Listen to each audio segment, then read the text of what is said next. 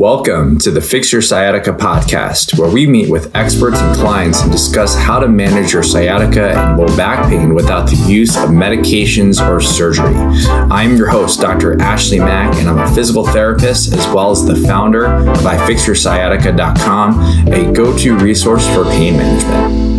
The world of being a healer is small, but also quite large. And when you meet someone who actually shares a lot of the same principles as you can't help but want to spend time and get to know them a little bit more and share their knowledge with the world.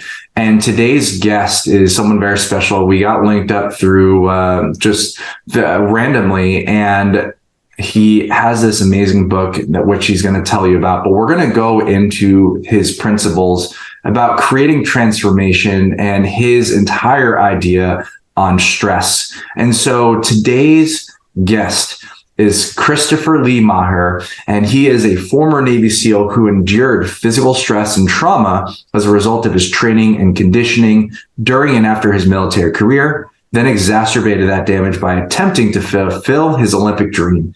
He studied traditional Chinese medicine practices at the Pacific College of Oriental Medicine and Yosan University.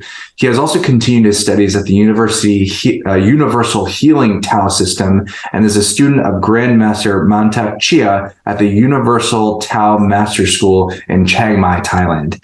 He is currently pursuing his master's and doctorate degrees in traditional Chinese medicine, and he has taught himself how to free his body, brain, and nervous system from disease by distinguishing between the emotional, physical, mental, and spiritual aspects of being. Today, he travels the world teaching others to find the same freedom for themselves. And he is the creator of the True Body Intelligence System, and he is the proud author of Free for Life. And here I have him. Christopher, thank you so much for being on today's episode. How are you doing this morning? I'm doing great. I got up early this morning and I drove to West Hollywood, where I had one of my buddies do a little bit of body work and energy work on me, because I like to tune myself up at least 3 or 4 days a week to keep moving forward.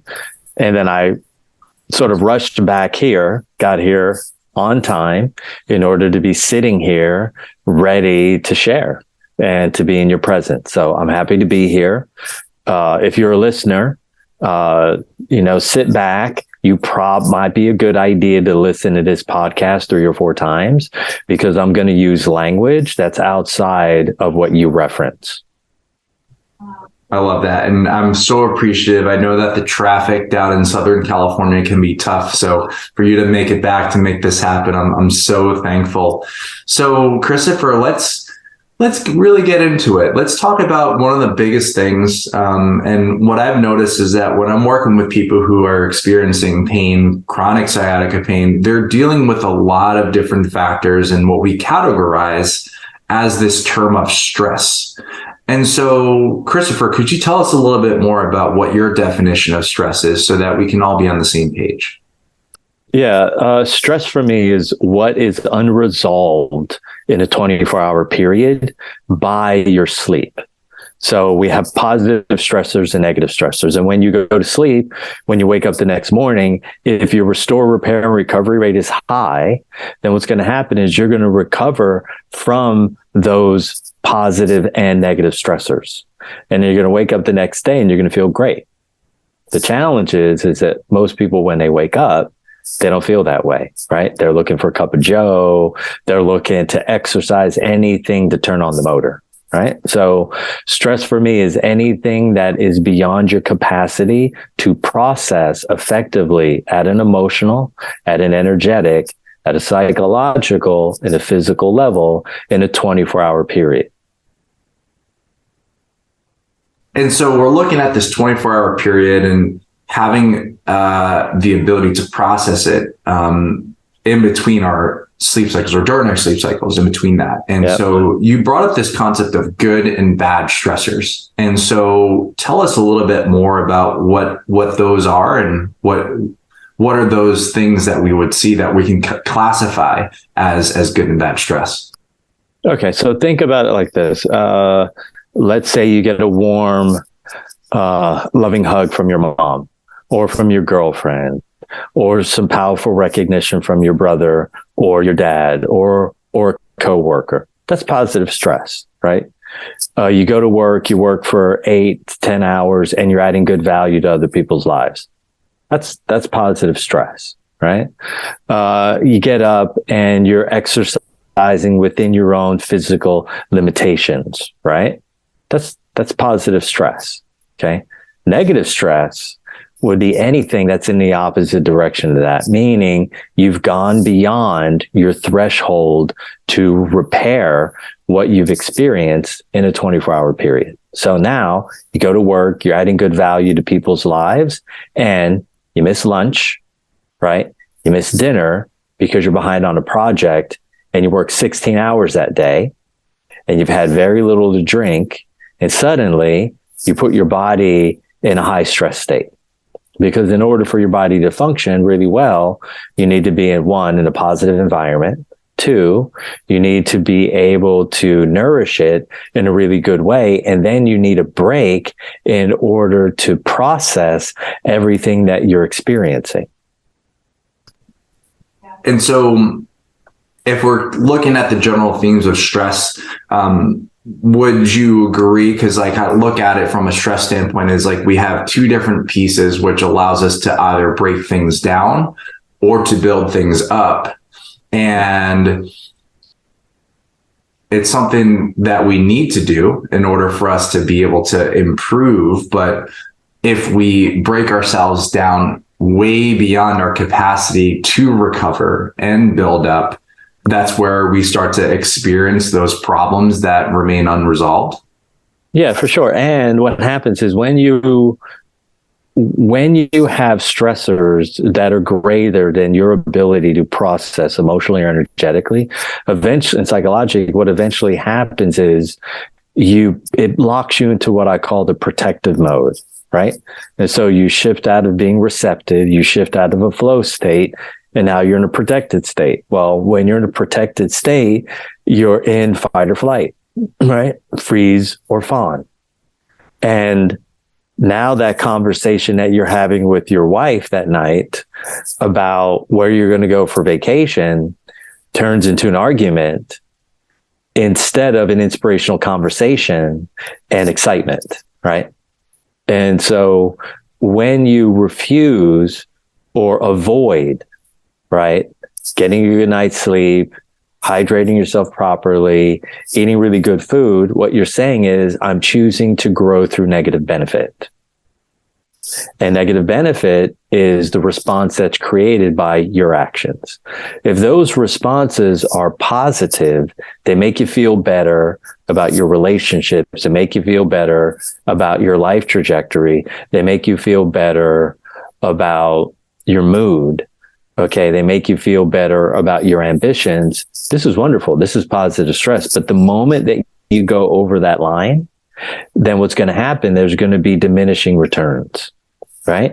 And then you're going to get locked into managing your stress with negative management tools, right? What's a negative management tool? Yelling. What's a negative management tool? Excessive exercise. What's a negative management tool? Alcohol. What's a negative management tool? Marijuana. What's a negative management tool? Caffeine, nicotine, food colorings, preservatives, because we move towards those substances, we move towards those behaviors when we're in a high stress state, right? Meaning that the daily accumulated stress from Monday has now worked its way into Friday.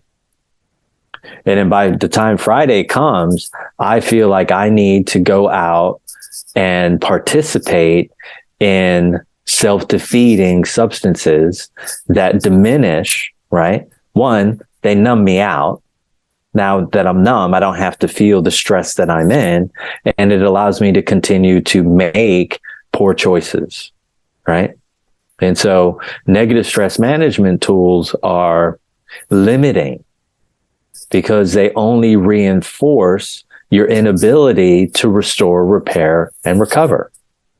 And when you're restore, repair, and recovery rate is low, your now daily accumulated stress load is high, and it actually increases your lifetime accumulated stress load. We are going to take a quick break to tell you about our awesome new program called the Sciatica Protocol. If you don't have the time to see a professional, but are tired of trying to figure out this recovery on your own, then the Sciatica Protocol is for you. Harness the power of a knowledgeable physical therapist through your phone. It takes no more than 7 minutes per day, and it is designed to help you recover as quickly as possible. It is simple to start, and all you need to do is log into ifixyoursciatica.com/the-sciatica-protocol and fill out the 9-question quiz to begin. The link for the program is in today's show notes. And so you brought up this concept. It's like these levels of stress and the types of stress that there are. A lot of people classify that under this concept of stress management. But in your book, one of the things that I really enjoyed when I came across it was this concept of de-stressing, right? And That's right. So what's really cool is that, from other books that I've read and seeing a lot about stress management modalities out there, I've gathered that most stress management techniques are really just more so addressing stress at the surface level.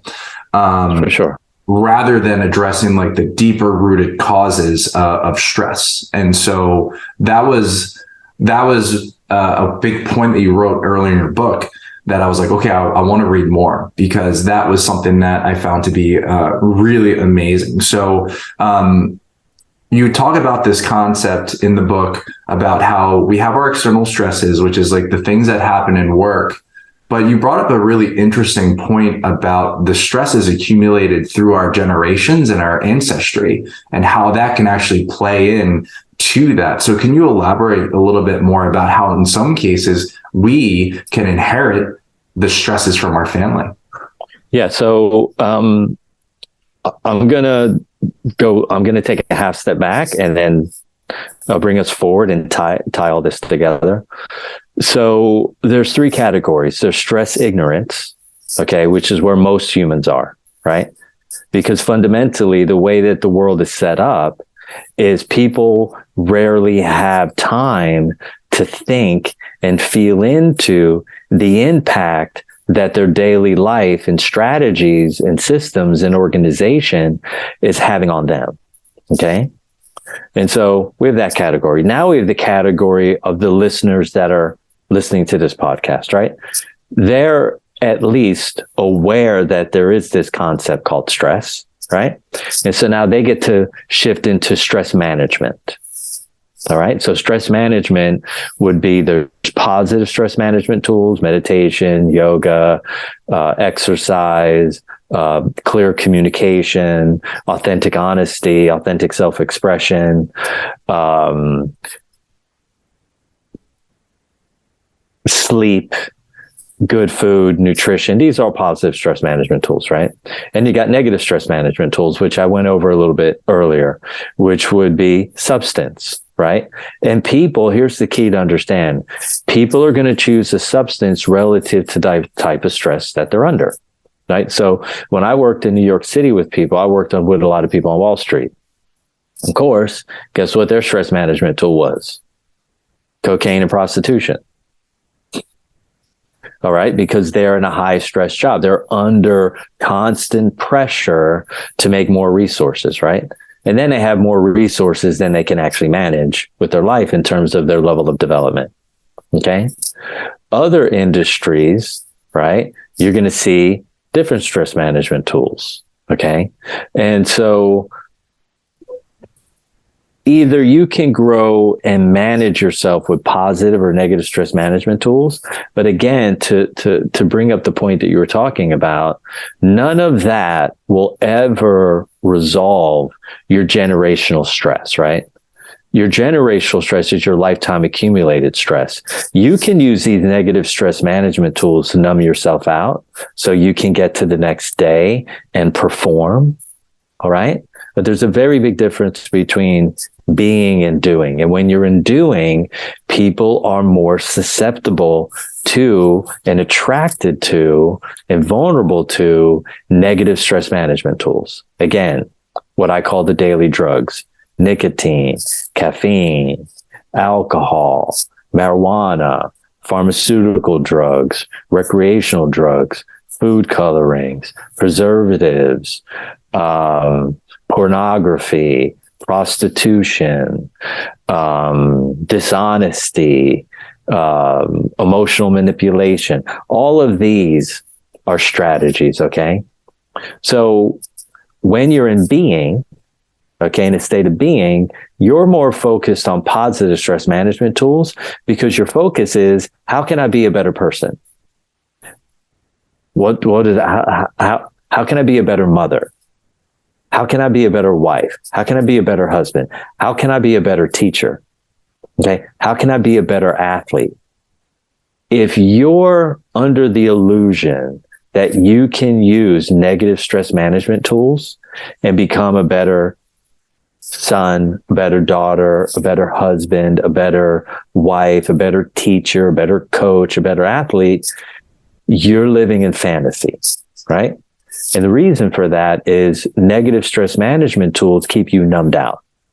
So when you're numbed out, you're in fantasy. When you're in fantasy, you make poor choices, right? So if you only have so much time on the planet, you only have so much energy, right?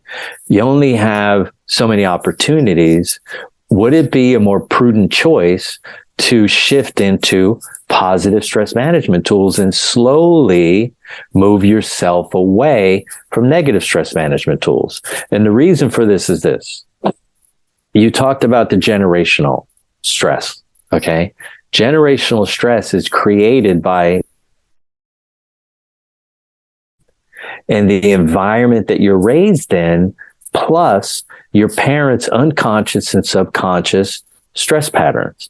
So from womb to 13, children are unconsciously and subconsciously modeling their unconscious, subconscious stress patterns of their parents. What does that mean?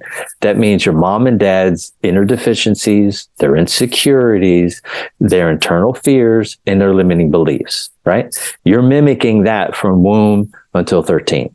So this is now your lifetime accumulated stress. Once you turn 13, the charge on the water molecules changes in your cells from negative, which means a receptive vessel, into positive, which is an initiating agent. Okay. When you become an initiating agent, that means that you're moving through the world and you're making choices. And these choices are having an effect on you. And the big choices that you're making are, who am I relating with? What kind of food am I eating? What am I drinking? What am I doing for exercise? And what are my activities? Okay. So when your lifetime accumulated stress load is low, right? And you're getting those daily hugs, you're getting that powerful positive recognition in your family household. Guess what you choose? You choose behaviors. And you also choose food and substances that mimic, model, are reflective and relative to the environment that you were raised in, right?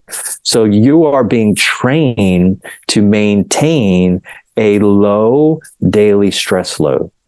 You're going to bed before you're tired, right? You're eating good, nutritious food. You're drinking good, healthy, nutritious beverages.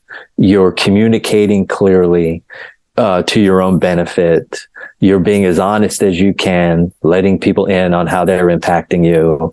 And you're clear on your objectives, on what you want to experience, and you're willing to make those contributions to your life in order to get there, right?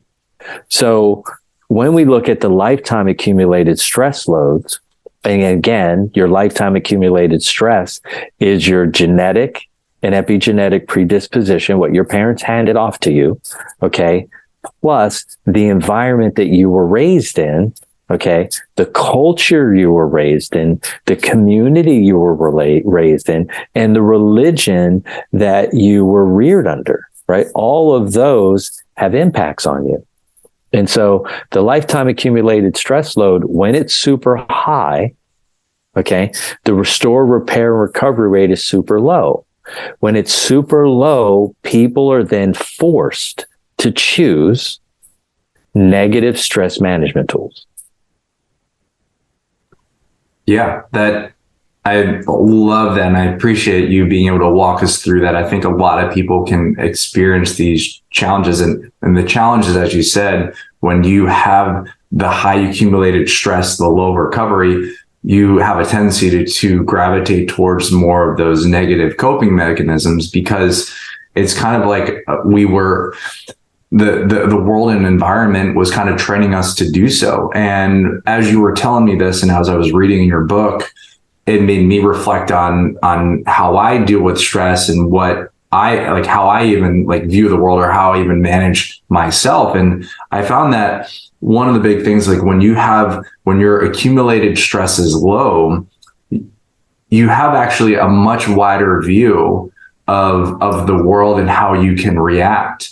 And this is something that happened back in 2020 for me, where as I evolved from being an in-person business owner to being more of a remote business owner, and seeing all the stresses that happened with that business, when I released myself from that business by closing it down, I actually ended up having a huge weight lifted off my shoulders, but it gave me an opportunity to see, what is this direction? What are the other opportunities in front of me? And so I really appreciated that. And I when I read that in your book, and as you said that, I was saying yes, yes, yes, yes, yes, because I was able to truly experience that. And I think for some people, there's this concept, there's a saying where a healthy human has 1,000 dreams, but an unhealthy or sick person only has one dream, and all they want to do is just get healthy and get better. And in a way, when you're experiencing pain, sickness, disease, or high stress, you're kind of having these blinders put on you, because all you're trying to do is just survive and just try to get through these things, which then perpetuates these negative behaviors that makes the recovery so much challenging. And so when you allow yourself an opportunity to de-stress, rest, and recover, you have the opportunity to explore and see what the amazing world that you have about. And so I want to talk a little bit more about the techniques that you end up using, but another thing that really resonated that you said when we first met was this concept of being independent, reducing this codependency aspect. Because as practitioners, and I think we talked about when we first met, I said, and you listeners out there, I said, my job is to make it so that you don't need me anymore. I want to give you the tools and the necessary action steps so that you don't ever have to see me again, because I've done my job correctly. And so throughout your entire recovery journey, as you were overcoming injury after injury, you met this really special man, Roberto, right? And so one point during your weekend working with Roberto, you actually talked about the challenges you had in regards to the practitioner-patient relationship. And I loved it. So it's this concept of dependency or codependency. And to you, why do you feel it's so important for people to be the co-creator in themselves, and in how I see it, building independence and absolve dependency from you? Yeah. The thing about me is I'm allergic to codependent dependent relationships, because I know that they disempower the client. Right. And so how do you build inner self-esteem? Right. That's the key. Like if you look at anyone who's achieved anything worth achieving in the world, there's one thing that they have in common. They have a high level of inner self-esteem. How do you build inner self-esteem? That means you're taking heartfelt action to your own positive benefit, right? So if I treat you or give you a therapy and you walk out and you feel great, and yet I refused to teach you how to do that to yourself, I am now putting us in a codependent, dependent dynamic. And at some point, you're going to feel like you need me in order to feel good, right? And in the Bible, and just so you understand, there's no espousing religion here, but there's this very powerful statement that stuck with me. I was raised in a boarding school, and I was raised in a non-denominational Christian church, right? And one of the things that I always remember is God helps those who help themselves. That always rung very, very strong for me. And it crystallized in my mind. And then as I started working with people, I started to understand, because I started watching, I had a business partner at one point, and we grew a lot of these techniques together. The difference between the people that he was working with is he was building a codependent-dependent relationship, and they were solely relying on him. And my people were advancing so much faster because I was teaching them how to do the work on themselves. Right? Now, when I teach you to do the work on yourself, you're building inner self-esteem, right? There's outer self-esteem, which is what you do for someone else to their positive benefit. That's outer self-esteem. I'm very good at that. I'm like a billionaire when it comes to that. Okay. But the thing that I realized is I had to learn how to motivate them to build inner self-esteem. And my decision was I would teach them. And my teacher, Grandmaster Montauk Chi, says, no, you don't want clients ever. You want students. Because when you have students, you can teach them how to take care of themselves. And then eventually they find some semblance of balance. And they know that, hey, if I have this discomfort, or I had a poor night's sleep, or my digestion wasn't so great, or I'm constipated, or God, I'm having this headache again, they can step in and take heartfelt action to their own benefit. And once they do that and they get the result that they wanted, meaning the headache reduces, the menstrual cramps become more comfortable, their energy increases, their sleep is deeper, they wake up feeling more rested, their digestion is better, the bloating has resolved, and they're able to eliminate in a comfortable fashion, then guess what happens? They do more because they can see the result. And so I look at myself as someone that, if I'm going to be the captain of the ship, then the ship that I'm driving, right, the train that I'm leading is one that gets people to take responsibility for the things that they've created, right? Every soul chooses the body that they go into. So if your parents handed you a very complex genetic and epigenetic disposition that's caused you to have some malalignments and some discomfort and pain in your life, well, guess what? It's still your responsibility. And then once you start to make these choices, once you get the information, right? Like knowledge is power, and you talked about this earlier, but applied knowledge is power, right? Knowledge is powerful, but it's not power. It only becomes power once you take heartfelt action to your own benefit and the benefit of someone else. And so inner self-esteem is the most important thing, because the people that I work with, we have an interdependent relationship. Interdependence is wonderful because it helps resolve hyper-independence, and it also helps resolve codependence and dependency, right? So people swing on other side of that line. My job is to get them to the middle and understand the value of having an interdependent relationship.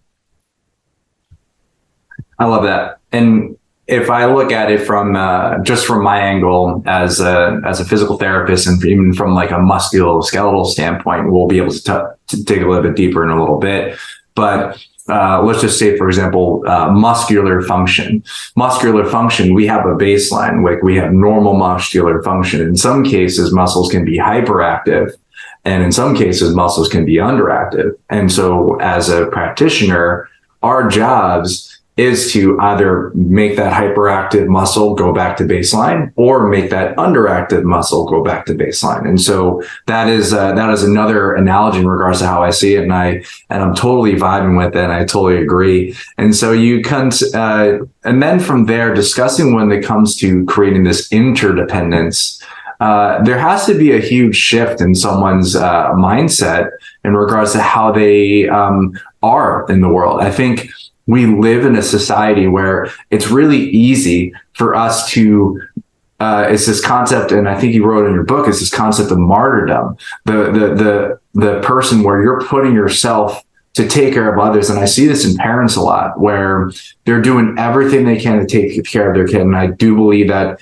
that's important, but also at the expense of their own health and their own stress, which results in the fact that they lead into these negative stress management strategies. And so, like when it comes to, well, one, actually, no, I wrote that down just to tell you that I agreed with that.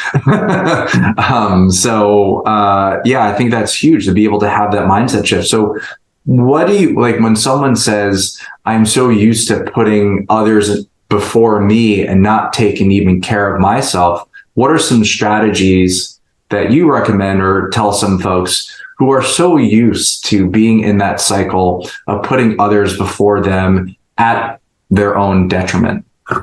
Yeah, I mean, usually I give them an analogy or a metaphor, right? Or an example of a tank, right? And imagine that tank. And I ripped this off of a book called, what's the book? The 5 Love Languages, right? In the beginning of the book, there's this picture and it has a tank and it shows one little drop left. And it's called Your Love Tank. And part of this that's gone on has been based on misinformation, right? And what I mean by that is, you know, in the United States, we live in a Christian culture, right? In the Christian culture, you know, their ascended one is named Jesus. And you go to church, and I was a little kid, and we're in church, and they're always saying, Jesus sacrificed himself so that we could have a good life, right? And I started thinking about that more again and again and again and again. And it's something to me always felt off. And I thought, Jesus never sacrificed himself. Jesus was making a contribution. And when you understand that he was contributing his life by the way that he was living through examples, okay? So the parents that are sacrificing themselves for the benefit of their children, they need to shift their language, right? You need to realize that you are contributing to the benefit and the growth of your child's life.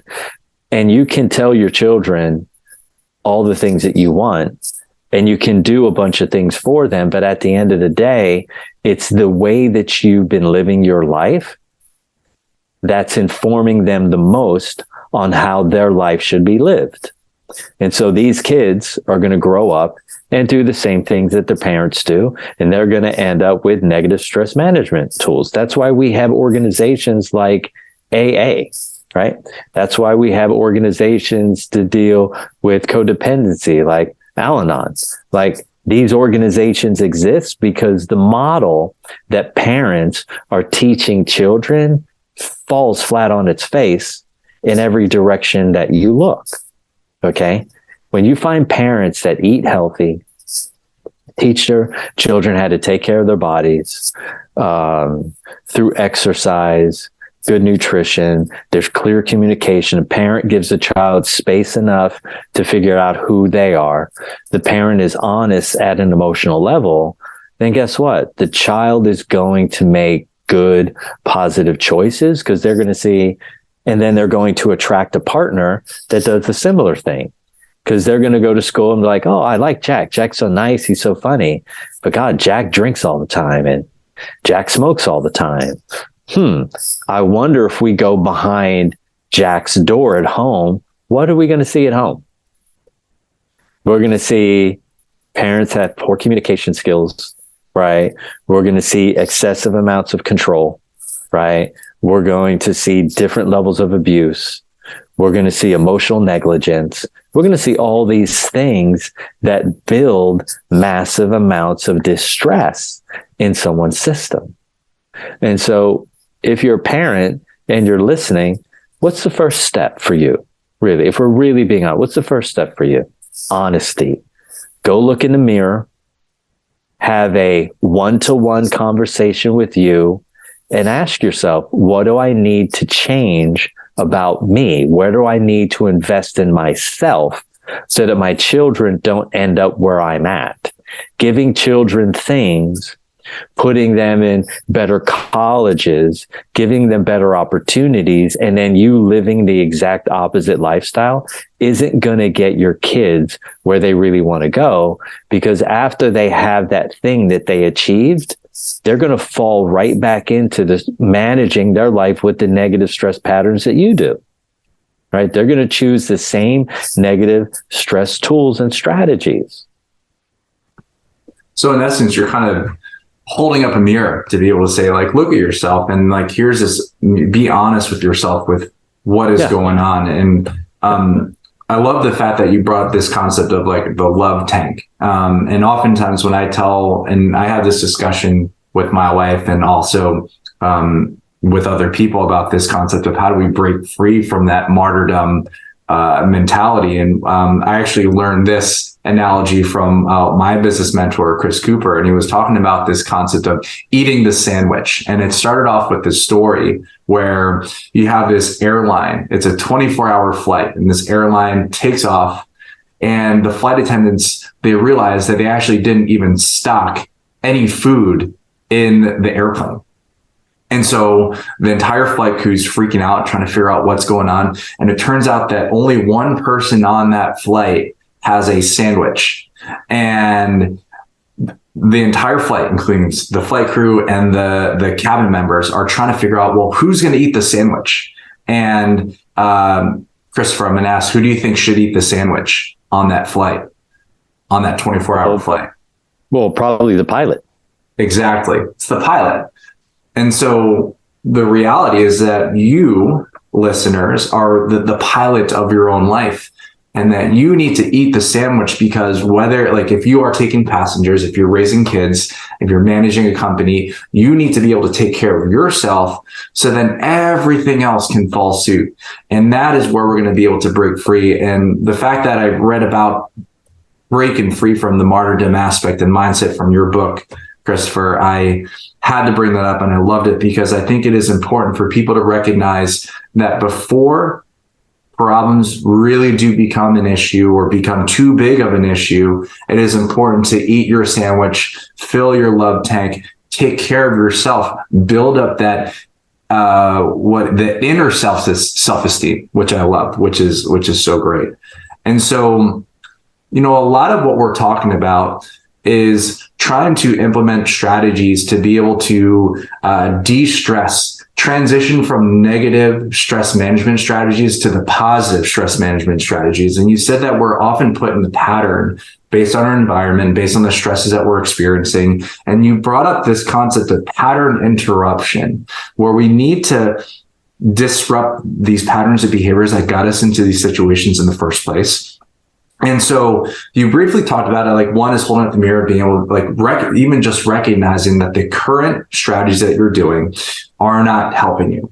And so what are a couple other pattern disruptors to help us say, like, okay, it's time for us to change trajectory on what we're doing? Okay, so the first thing that I think is important for the listener is you need to understand how you got to pain. Right. So pain can be emotional pain, right? Pain can be energetic, meaning when I say energetic, you have no energy. Your energy is inconsistent, right? You can have psychological pain. Okay. Your mind's overactive. It's fixated on things it doesn't need to be. You're addicted. You got all those kind of challenges. And you can have physical pain, right? You've got a back that's stiff. You got knees that are stiff. You got a neck that only turns, 20 degrees to the left. You have poor sleep habits. You have swelling around your ankles. You've got bloating in your gut, right? All of these are stress. I mean, all of these are examples of pain, okay, and discomfort. So the question is, how did we get here? Right? This of all the things that we're talking about, for me, I feel like this is the most important. Unresolved stress, right?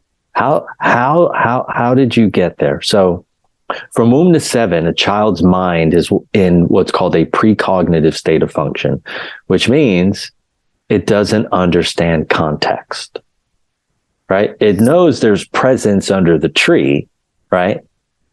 And in fact, children are in such a state at 7, 8, 9 years old, they honestly believe, okay, that a fat man in a red and white suit is coming down their chimney to eat mama's cookies and drink her milk and put presents underneath the tree. Children do not understand context. They live in fantasy.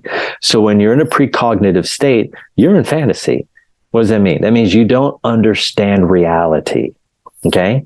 So imagine yourself, or any one of the listeners, imagine yourself from womb to 7. You don't understand reality and you're making up ideas about the things that you're experiencing that are completely outside of being rational. So a precognitive mind is an irrational mind. Now, you have an experience with your irrational mind that's beyond your capacity to process. And in that moment, that first moment that happens, you start shifting towards fight or flight, and you start creating what I call a winning strategy, right? Well, what's your winning strategy? Your winning strategy is the strategy that you employ to avoid punishment, rejection, humiliation, violence, discomfort, pain, and the threat of death. Okay? Once you employ that, your brain, one hemisphere turns off electrically. And now you've shifted into a lateralized state of electrical brain function. When that happens, your body simultaneously starts to absorb massive amounts of physical tension relative to the stress state that you're stuck in. And other people choose different stress states. Some people choose to fight. Some people choose to run away. Some people choose to fawn. Some people choose to freeze. Okay. And whatever one you use and whatever one you're avoiding feeling is creating massive amounts of distress. The distress manifests as physical tension. Physical tension then generates structural distortion, right? This is perfect for a physical therapist, right? It then creates structural distortion. That structural distortion also, because the emotional body and the physical body can never, ever be separated, that physical distortion creates emotional and psychological distortion as well. So now the person is looking at reality through an irrational perspective. And the more you look at reality through an irrational perspective, and the deeper you are locked into that fight or flight, freeze or fawn state, the more distortion you get. Well, once you're in a certain level of distortion, you have intermittent or chronic pain. So what might that be for a child? He might wet the bed, right? He might stammer or stutter, right? He may have difficulty focusing. They would call that ADHD, right? He may have nightmares, right? She may be over addicted to sweets and sugar, right? He or she may be too rough with their pet, right? The child may be impossible to get them up in the morning to get to school on time, right? These are all signs that you can easily see that my child is in a continuous stress state. Well, as they get older, guess what? Those intermittent things, they turn into chronic behaviors. And so those chronic behaviors are expressed as emotional, physical, energetic, or psychological pain. And then before you know it, I was recently in Iceland. And I was buying a gift for a loved one. And I was in the store. And I was asking, how do they manage their stress here? And the young lady informed me that by the time they're 15, the average child in Iceland is on pharmaceuticals. They're on some level of antidepressant at 15. Wow. Okay, so this is an example that I'm giving. Yes, is it an extreme example? Yes, but for the listener, it should get you to go, whoa, let me step back a half step and realize that I'm on a planet that is operating from a massive amount of unresolved stress. And how do I fit into this place? How do I find a lane where I can function and feel good all the time? How do I find a lane where my body's comfortable, my mind is quiet, my emotions are grounded, and my energy is abundant? Well, this is what you're asking for, right? How do we give you tools? How do we give you access to tools that allow you to have a comfortable body 100% of the day, a quiet mind 100% of the day, grounded, positive emotions 100% of the day, and abundant amounts of energy 100% of the day? Well, the first step and the first tool is the one that you have with you every single day. It's your breath. The moment you feel a slightest bit of anxiety, what should you do? Raise your breath. Breathe deeper and breathe longer or faster. Find out which one works for you best. And as soon as you do, you're going to start to feel an immediate reduction in your stress load. That's the simplest, easiest thing that you can do. If you want to get after, now that's daily stress, okay? That's your daily accumulated stress load, okay? But if you want to deal with what I would call your lifetime accumulated stress load, what we're talking about is stress resolution. And this is what you were pointing out earlier in the book when you said de-stressing. As I said, there's 3 lanes: stress ignorant, stress management, which you can do either positively or negatively. And then there's stress resolution. Stress resolution, I basically own the entire market share. And why I say that is because the tools that are out there in stress management, it's all at the surface. When you talk about stress resolution, you need big forces, right? You need systems like Ma Xing. You need systems like ice-centric strength. You need an exercise program like Bestercise, right? You need to get into body of lights and creating powerful transmutations and attunements, right? At a generational and a daily level, so that when you wake up, your energy is high, your body's comfortable, your mind is quiet, and your emotions are grounded. And if you can achieve that state 28 days in a row, imagine how much your life would change. Imagine how much all the lives would change that you have influence over. Right? All nervous systems vibrate to the highest functioning nervous system in a collective field. What does that mean? That means when you're in alignment and your mind is quiet and your emotions are grounded and your energy is abundant and your body's comfortable, all those who share space with you get access to the same opportunities because they align to you, right? They align to where you're at. So what's the obvious answer for your listeners, the listeners here today? The obvious answer is go to the mirror, have an honest conversation with yourself. Look yourself deep into the eyes, look into your soul and ask, am I willing to do whatever it takes in order to feel comfortable in my body, quiet in my mind, grounded in my emotions, and abundant in my energy? And if the answer is yes, then the obvious first step you would take is you would go and read my book, right? Free for Life, a U.S. Navy SEAL's path to inner freedom and outer peace. That would be the first step, because you need to understand the systems that are in there, and then you would get access to someone like us. so we can help you start to remove the massive amount of accumulated tension that's in your body, brain, and nervous system.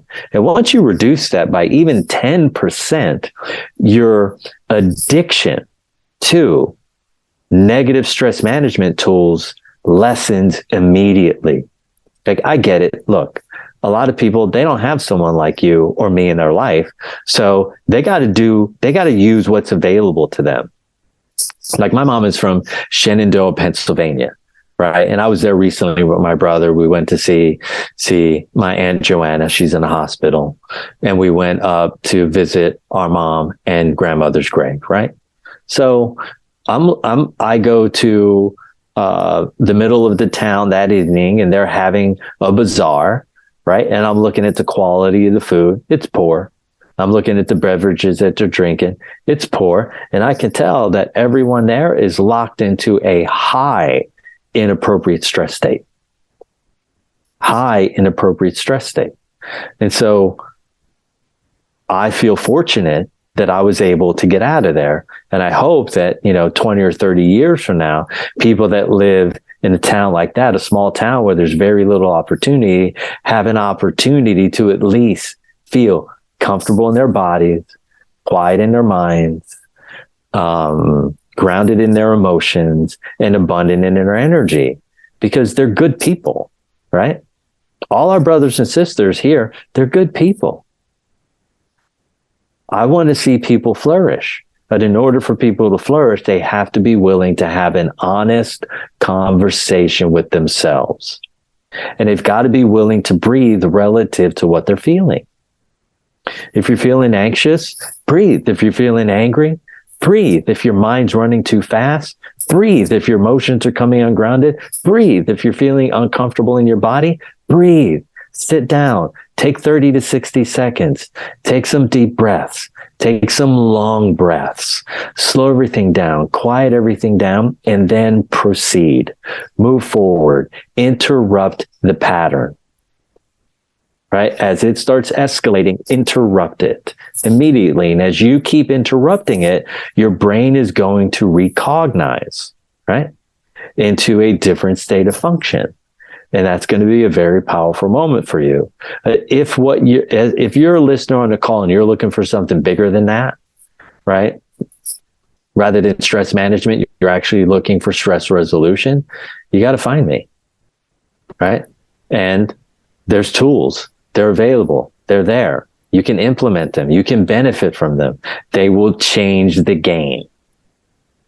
I want comfortable digestion. I want easy elimination. I want to be able to sleep 4 or 5 hours, wake up and feel like Superman. Okay. I want to be engaged intensely in my life, right? I want to feel comfortable in my body. I want to feel abundant and energetic. I want to feel inspired, and I want to inspire. And that requires a little bit of devotion. And the program that I built takes about 15 to 20 minutes a day.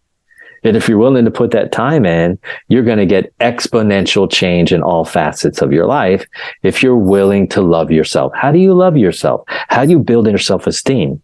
You get up and you implement positive stress management tools while simultaneously reducing your lifetime accumulated stress load through stress resolution tools.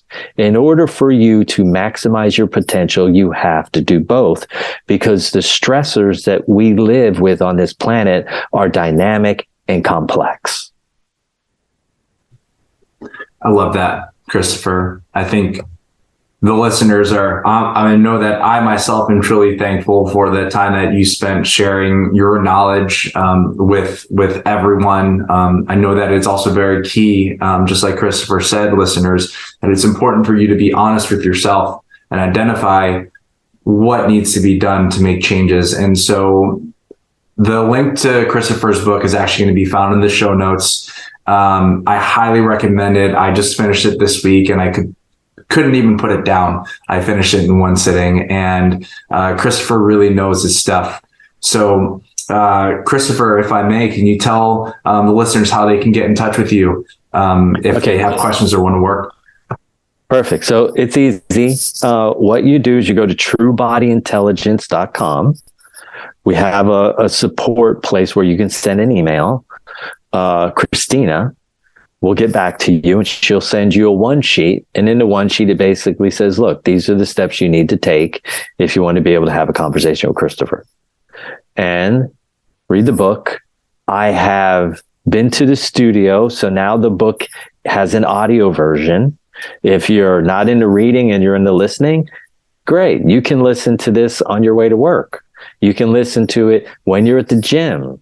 Like, listen to it a minimum of 3 times. Okay. So again, go to truebodyintelligence.com. Also, anyone who's a listener here, we have some freebies.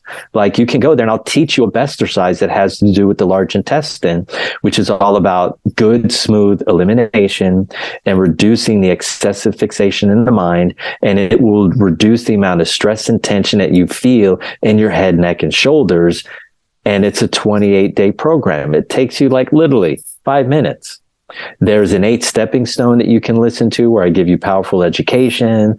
There's probably a chapter from there's a lot of freebies there. Okay. So there's a free gift box that you can get into in the membership portal. It's free. If you care about yourself enough to listen, then take heartfelt action to your own benefit. And use these free tools that are there to start to already move some of this excessive amount of tension and stress that's living in your body, your brain, and your nervous system. I want you to be happy. I want you to get positive benefit from your life. Christopher wants that for you. I want that for you. And you are absolutely deserving of living your best life. So, Christopher, thank you so much. Oh, you're welcome. It's been a pleasure to be here. It's been a pleasure to share. And again, truebodyintelligence.com, get in contact with me, find a way, read the book. You'll know how much you love yourself based on whether or not you take action. Right? I've laid out the path. It's very clear. It's foolproof. It's repeatable. It's verifiable. It's scientific. Put the time in, put the energy in, put in the effort, you're going to reap the reward, and you deserve it. 1000%. You deserve to have a comfortable body, a quiet mind, grounded emotions, and abundant, consistent energy. You deserve it. Thank you so much for tuning in. We hope you got some help from today's podcast.